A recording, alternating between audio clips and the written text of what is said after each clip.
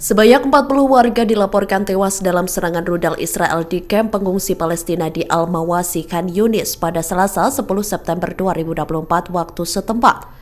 Selain itu, 60 orang lainnya dilaporkan terluka. Sementara itu, tentara Israel mengatakan serangan tersebut menggunakan amunisi presisi untuk menargetkan anggota Hamas yang berada di kamp tersebut. Gerakan Hamas pun membantah tuduhan tentara Israel. Hamas mengaku tidak ada anggotanya yang berada di kamp pengungsian tersebut. Hamas juga mengatakan tuduhan itu adalah kebohongan tak berdasar. Hamas mengatakan komunitas internasional, PBB, dan semua institusi tidak boleh tinggal diam dan bersama-sama berusaha untuk menghentikan kebrutalan Israel. Daerah yang menampung puluhan tenda pengungsi itu sebelumnya dinyatakan sebagai zona aman oleh tentara Israel. Namun kamp pengungsi warga Palestina itu telah diserang dini hari waktu setempat. Israel mengancam bakal menghancurkan desa di Palestina jika menolak pindah. Penduduk Palestina, Kirbet Sanuta, diancam rumah mereka akan dihancurkan pada 1 Oktober 2024 mendatang bila tidak memenuhi permintaan Israel. Peringatan itu muncul hanya beberapa minggu setelah penduduk setempat memperoleh kemenangan di Mahkamah Agung, yakni yang memerintahkan tentara dan polisi untuk mengizinkan mereka kembali ke desa setelah mereka melarikan diri pada akhir Oktober 2023 lalu. Dikutip dari timeofisrael.com, mereka terusir karena adanya kekerasan dan pelecehan terus-menerus yang ditujukan kepada mereka oleh pemukim ekstremis setempat. Sebagai informasi, Kirbet Sanuta adalah sebuah desa Palestina di wilayah perbukitan Hebron Selatan di tepi barat di area C, di mana tempat Israel memegang kendali keamanan dan sipil penuh.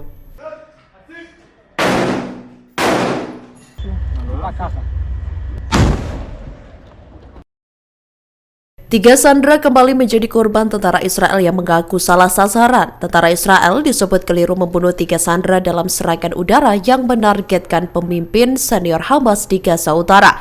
Insiden itu terjadi pada Desember 2023 lalu dan pasukan pertahanan Israel atau IDF sengaja menyembunyikannya dari publik. Pernyataan itu berdasarkan laporan media lokal Israel Senin 9 September 2024 lalu. Channel 12 Israel mengungkapkan 3 sandera termasuk 2 tentara yang menjadi korban salah bunuh itu adalah Nick Bezer, Ren Sherman, dan Elia Toledano. Menurut saluran tersebut, tentara Israel tidak mengetahui ada sandera Israel di lokasi yang telah mereka targetkan.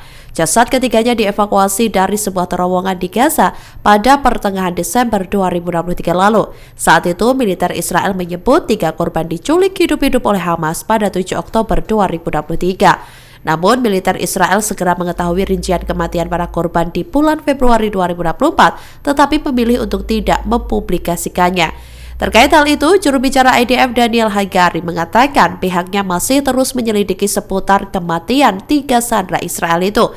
Nantinya, dikatakan oleh Daniel, pihaknya akan menyampaikan hasilnya kepada keluarga mereka mengenai hasil penyelidikan. Perang yang berlarut-larut di Gaza membuat lebih dari 630.000 siswa tidak bisa melanjutkan sekolah pada tahun ini. Hal itu lantaran perang yang terus berkecamuk mengganggu kegiatan belajar dan mengajar di Gaza.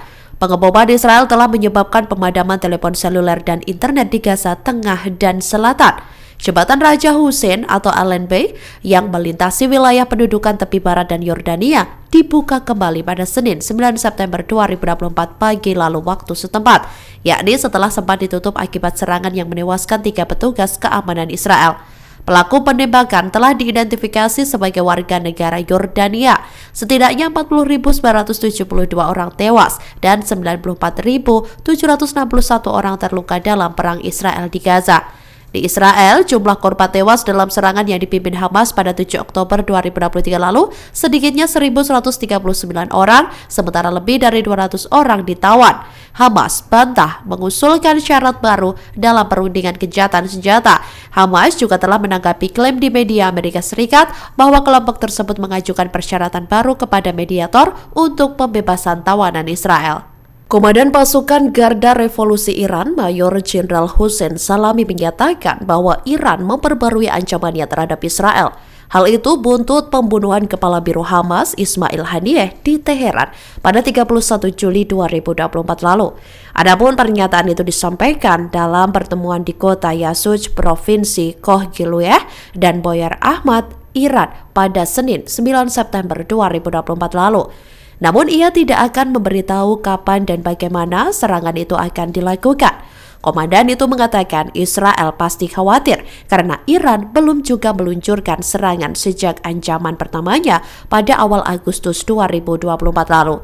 Ia juga menyoroti aksi demonstrasi yang menjamur di Israel karena meningkatnya kemarahan di kalangan rakyat Israel. Dia menekankan Israel dan sekutunya tidak boleh berpikir mereka bisa lari dari pembalasan Iran setelah membunuh Ismail Haniyeh di tanahnya. Anggaran Israel membengkak buntut perang berlarut-larut di Gaza. Dikabarkan defisit anggaran Israel makin melebar. Perang dengan Hamas yang tak kunjung selesai berdampak buruk pada anggaran pendataan dan belanja atau APBN Israel yang terus meningkat di tahun ini.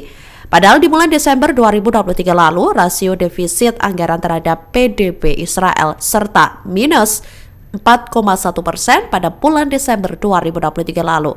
Defisit anggaran mencapai 84 miliar shekel atau 22,38 miliar dolar Amerika Serikat pada bulan Januari hingga Agustus 2024 dibandingkan surplus 0,3 miliar shekel atau 79,9 juta dolar Amerika Serikat pada periode yang sama tahun lalu. Kemudian yang memprihatinkan, di tengah lonjakan defisit anggaran pendapatan atau penerimaan di APBN Israel hanya naik tipis.